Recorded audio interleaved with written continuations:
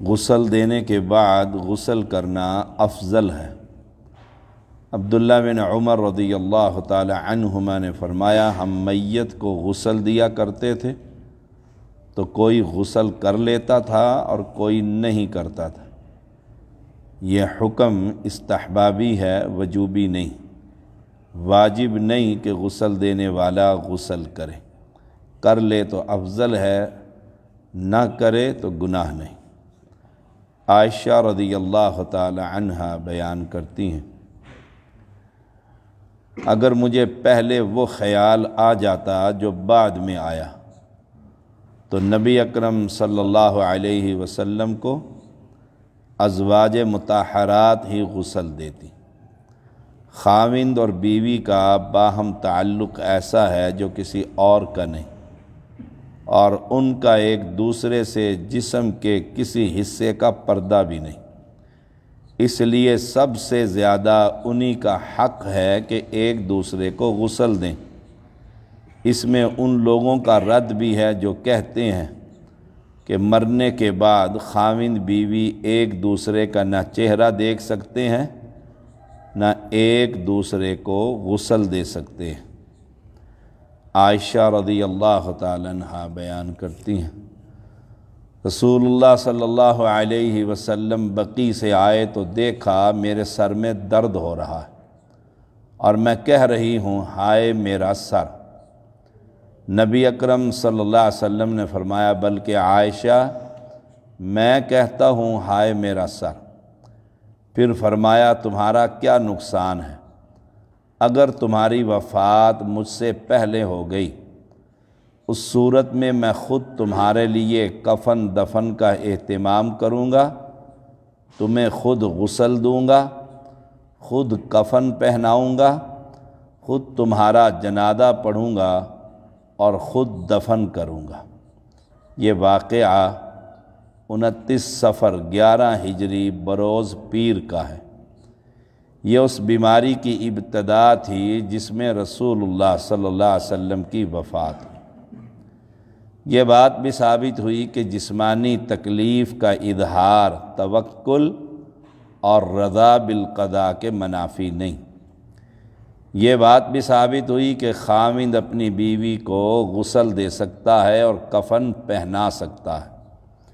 ابو بکر رضی اللہ تعالیٰ عنہ کی وفات پر اسماء بنت عمیس نے انہیں غسل دیا تھا، اسماء بنت عمیس نے انہیں غسل دیا تھا۔ ایسے ہی علی رضی اللہ تعالیٰ عنہ نے اپنی زوجہ محترمہ فاطمہ رضی اللہ تعالی عنہا بنت رسول صلی اللہ علیہ وسلم کو ان کی وفات پر غسل دیا تھا۔ احناف کا یہ کہنا کہ خاوند بیوی اور بیوی خاوند دونوں کا نکاح ہی ختم ہو جاتا ہے، یہ شریعت کے بالکل خلاف ہے۔ امت کے لیے یہی حکم ہے کہ ایک دوسرے کو غسل دے سکتے ہیں۔ بریدہ رضی اللہ تعالیٰ نے بیان کرتے ہیں، جب صحابہ نے نبی اکرم صلی اللہ علیہ وسلم کو غسل دینے کا ارادہ کیا تو گھر کے اندر سے ایک آواز دینے والے نے آواز دی، رسول اللہ صلی اللہ علیہ وسلم کی قمیص نہ اتارو، چنانچہ قمیص سمیت غسل دیا گیا۔ علی رضی اللہ تعالیٰ عنہ بیان کرتے ہیں، جب نبی اکرم صلی اللہ علیہ وسلم کو غسل دیا تو انہوں نے وہ چیز معلوم کرنی چاہی جو میت سے ظاہر ہوا کرتی ہے، لیکن ایسی کوئی چیز محسوس نہ ہوئی، تو انہوں نے فرمایا، اس پاک ہستی پر میرا ماں باپ قربان، اے نبی آپ زندگی میں بھی پاک تھے، وفات کے بعد بھی پاک ہیں۔ غسل دینے سے قبل میت کا پیٹ آہستہ آہستہ ملا جاتا ہے، اگر کوئی نجاست ہو تو اسے دھو دیا جائے۔ اس حدیث میں اسی طرف اشارہ ہے کہ میت سے ایسی چیز نظر آ جاتی ہے اس موقع پر، لیکن رسول اللہ صلی اللہ علیہ وسلم سے ایسی کوئی چیز ظاہر نہ ہوئی۔ رسول اللہ صلی اللہ علیہ وسلم کو غسل دینے والے حضرات، آپ کے چچا عباس آپ کے بھائی علی، داماد علی، عباس رضی اللہ تعالیٰ عنہ کے 2 بیٹے فضل اور قسم، رسول اللہ صلی اللہ علیہ وسلم کے آزاد کردہ غلام شقران، اسامہ بن زید اور اوس۔ عباس، فضل اور قسم رضی اللہ عنہم آپ کی کروٹ بدل رہے تھے، اسامہ اور شقران پانی بہا رہے تھے، اور علی رضی اللہ تعالی عنہ غسل دے رہے تھے، اور اوس رضی اللہ تعالی عنہ نے آپ کو اپنے سینے سے ٹیک دے رکھی تھی۔ عائشہ رضی اللہ تعالی عنہ بیان کرتی ہیں، نبی اکرم صلی اللہ علیہ وسلم کو 3 سفید یمنی کپڑوں میں کفن دیا گیا، نہ ان میں قمیص تھی اور نہ عمامہ۔ عائشہ سے کہا گیا، بعض لوگ کہتے ہیں نبی اکرم صلی اللہ علیہ وسلم کو دھاری دار چادروں میں کفن دیا گیا۔ ام المومنین عائشہ نے فرمایا، لوگ دھاری دار چادریں لائے تھے، لیکن آپ صلی اللہ علیہ وسلم کو ان میں کفن نہیں دیا گیا۔ کفن کا سفید ہونا بہتر ہے، رنگ دار یا دھاری دار کپڑے کا کفن بنانا بھی جائز ہے۔ اگر جائز نہ ہوتا تو صحابہ نبی اکرم صلی اللہ علیہ وسلم کے لیے ایسا کفن تیار ہی نہ کرتے۔ رسول اللہ صلی اللہ علیہ وسلم کو 3 کپڑوں میں کفن دیا گیا۔ اس سے یہ بات ثابت ہوئی، مرد اور عورت کفن کے کپڑوں میں برابر ہیں۔ عورت کے لیے کفن میں مرد سے زیادہ کپڑے استعمال کرنا کسی حدیث سے ثابت نہیں۔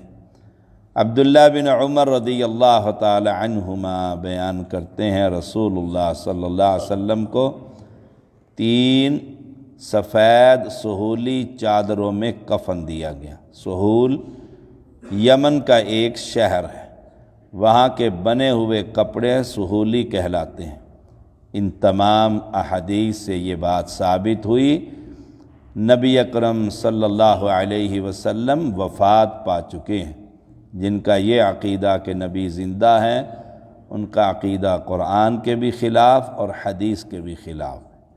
اللہ کریم ہم سب کو صحیح عقیدہ عطا فرما، نبی کی عظمت اور عزت کرنے کی توفیق عطا فرما، شریعت کے مطابق کفن، دفن، نہلانا، غسل، ہر چیز کرنے کی توفیق عطا فرما۔ ہمارے کچھ مسلمان بھائی بہن کرونا مرض میں مبتلا ہیں، اللہ ان کو شفا عطا فرما۔ مولا کریم تو شافی ہے، سب کو شفا عطا فرما، پریشان لوگوں کی پریشانیاں دور فرما۔ اللہ یہ رمضان المبارک، اس کی برکتیں، رحمتیں سمیٹنے کی توفیق عطا فرما۔ ایمان والی، عبادت والی، صحت والی لمبی زندگی عطا فرما۔ ہر مسلمان کو یا رب شر سے، ظلم سے، ایجنسیوں سے اللہ محفوظ فرما۔ ربنا تقبل منا انک انت السمیع العلیم وتب علینا انک انت التواب الرحیم۔ صلی اللہ تعالی علی خیر خلقہ محمد وآلہ وصحبہ اجمعین برحمتک یا ارحم۔